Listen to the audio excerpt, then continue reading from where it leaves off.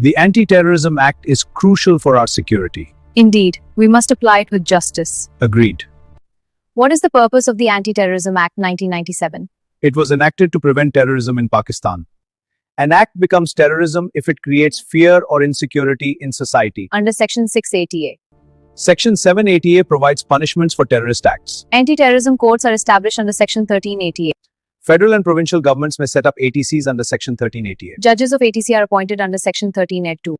ATC has exclusive jurisdiction over scheduled offences under Section 1280A. ATC can take cognizance directly without committal under Section 1980A. Trial before ATC should be conducted on day-to-day basis. ATC must decide cases within 7 days. Under Section 1927 of the ATA.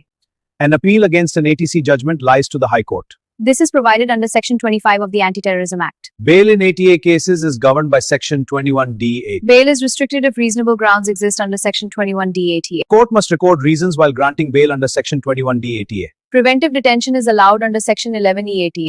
Proscription of organizations is provided under Section 11B. Membership of banned organization punishable under 11W. Freezing of assets of proscribed persons under Section 11. Investigation period extended under Section 1980A.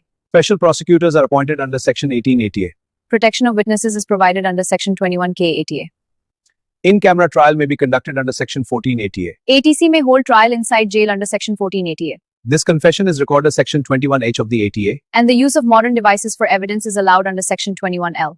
Absconding accused tried in absentia under 1910. Property of terrorists forfeited under 11O ATA.